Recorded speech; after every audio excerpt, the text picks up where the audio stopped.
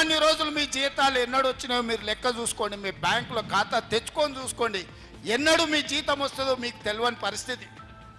1 తారీఖు నాడు మీరు తెచ్చుకున్న అప్పులకు బ్యాంకులకు కట్టాలి, పాల పైసలు కట్టాలి, పిల్లల బడి ఫీజులు కట్టాలి, ఇంటి కిరాయి కట్టాలి. ఎన్నడన్నా చంద్రశేఖరరావు ముఖ్యమంత్రి ఉన్నంత కాలం మీకు 1 తారీఖు నాడు జీతాలు వచ్చినాయా? నేను కాంగ్రెస్ పార్టీ అధికారంలోకి వచ్చిన తర్వాత ప్రతి నెల 1 తారీఖు నాడు మీకు జీతాలు వస్తున్నాయా లేదా? ఎవరెవరి ప్రభుత్వ ఉద్యోగస్తులకు ప్రతి నెల 1 తారీఖు నాడు జీతాలు వస్తున్నాయో వాళ్ళు గుండె మీద చెయ్యి పెట్టుకొని జీతం వస్తే నాకు ఓటేయండి, 1 తారీఖు నాడు జీతం రాకపోతే నాకు ఓటు వేయొద్దని నేను అడుగుతున్నా ఈరోజు ప్రభుత్వ ఉద్యోగస్తులను. ఇవాళ రిటైర్డ్ ఉద్యోగస్తులు 35 ఏళ్ళు ప్రభుత్వానికి సేవలు అందించి తమ జీవితాన్ని సర్వాన్ని ఈ రాష్ట్రానికి అందించిన ప్రభుత్వ ఉద్యోగులు రిటైర్ అయితే రిటైర్మెంట్ బెనిఫిట్స్ ఇవ్వడానికి ఈరోజు ప్రభుత్వం దగ్గర పైసలు లేని పరిస్థితి. రిటైర్డ్ ఉద్యోగస్తులకు 8,000 కోట్ల రూపాయలు బకాయిలు పెట్టి చంద్రశేఖరరావు బకాసురులాగా పారిపోతే ఇవాళ 8,000 కోట్లు తీర్చడానికి ఇవాళ నా నడుము వంగిపోతుంది. ఇవాళ 8,000 కోట్ల రూపాయలు రిటైర్డ్ ఉద్యోగస్తుల బెనిఫిట్స్ ఇవ్వాలి అంటే ఒక ఆయన వస్తాడు, బిడ్డ పెన్లు ఉంది సార్, వెడ్డింగ్ కార్డు చూపించి నా బిడ్డది పెన్లు ఉంది, ఎట్లన్నా నా బెనిఫిట్స్ ఇవి సార్, నేను దాచుకున్నవే కదా అని ఒక ఆయన అంటాడు. ఇంకొక ఆయన వస్తాడు, హాస్పిటల్లో నా కిడ్నీ ఆపరేషన్ ఉంది సార్, నా లివర్ ఆపరేషన్ ఉంది సార్, నా డబ్బులు ఎట్లన్నా ఇవ్వండి సార్ అంటారు. ఇది మా సొమ్ము కాదు, అది వాస్తవంగా వాళ్ళు దాచుకున్న సొమ్ము. వాళ్ళు సొంతం కష్టపడి 35 ఏళ్ళు ప్రభుత్వం దగ్గర దాచిపెట్టుకున్న సొమ్ము మొత్తం ఖతం బట్టి ఖజానా ఖాళీ చేసి ఫామ్ హౌస్లో పోయి ఆయన బోర్ల బొక్కల వండుకుంటే ఈ రిటైర్డ్ ఉద్యోగుల బెనిఫిట్స్ ఇవ్వడానికి నెలకు 300-400 కోట్లు ఇవ్వాలంటే నేను గగనమైన పరిస్థితి. ఇవాళ నేను రిటైర్డ్ ఉద్యోగస్తులను అడుగుతున్నా, మీకు నిజంగానే చంద్రశేఖరరావు సరైన సమయంలో చెల్లించుంటే మీకు ఇన్ని కష్టాలు వస్తుండేనా? ఇవాళ అట్లాంటి చంద్రశేఖరరావు మోసం చేసిపోతే ప్రతి నెల నేను ఇవ్వడానికి ప్రయత్నం చేస్తున్నా. రాబోయే సంవత్సరంలో అవసరమైతే నెలకు 1000 కోట్ల దాకా మీ బకాయిలు చెల్లించి మీ సమస్యలు పరిష్కరించే బాధ్యత నాది. మీరు నమ్మితే నాకు ఓటేయండి, మీరు నమ్మకపోతే మీరు ఇంకెవరికైనా ఓటేయండి. ఒక మాట ఇస్తే మాటకు నిలబడే ప్రభుత్వం కాంగ్రెస్ పార్టీ. మాట ఇచ్చిన సోనియమ్మ తెలంగాణ రాష్ట్రం ఇచ్చింది, మాట ఇచ్చిన రాహుల్ గాంధీ ఇవాళ బీసీ కులగణన చేస్తున్నాడు, మాదిగ వర్గీకరణ చేస్తున్నాడు. ఇవాళ నేను అడుగుతున్న మా బలైన వర్గాలను, చాలామంది చాలా మాటలు మాట్లాడుతున్నారు. ఇక బండి సంజయ్ గురించి అయితే అంతు పొంతు లేదు, ఆకాశం అంతా ఎగిరి దుంకుతున్నాడు ఆయన.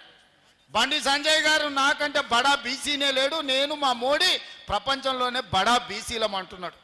బడా బీసీలైన మోడీని, బండి సంజయ్ నేను అడుగుతున్నా, 12 ఏళ్ల నుంచి మీరే కదా ప్రధానమంత్రి, మీ ప్రభుత్వం ఉంది కదా, ఎందుకు 2021లో జనగణన చెయ్యలేదు? జనగణనలో కులగణన ఎందుకు చేర్చలేదని నేను బండి సంజయ్ని, మోడీ గారిని నేను అడుగుతున్నా.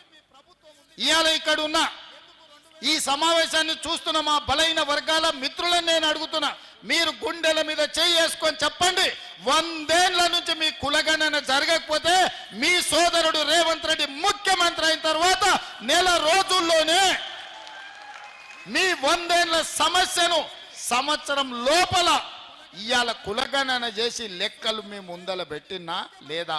నిజం చెప్పండి, మీ కులగణన 100 ఏళ్ల సమస్యను నేను పరిష్కరిస్తే నాకు ఓటేయండి, 12 ఏళ్ల బండి సంజయ్ మోడీ పరిష్కరిస్తే మోడీకి ఓటేయండి అని చెప్పి మా బీసీ సోదరులను నేను అడుగుతున్నా.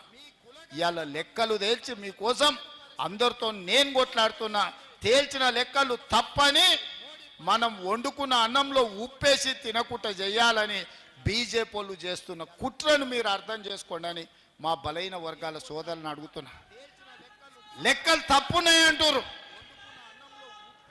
బండి సంజయ్ కిషన్ రెడ్డి నేను సూటిగా అడుగుతున్నా, నేను లెక్క కట్టిన బలహీన వర్గాల లెక్క తప్పైతే తప్పెక్కడుందో ఎత్తి చూపించండి. తప్పని సొల్లువాగుడు వాగుడు కాదు.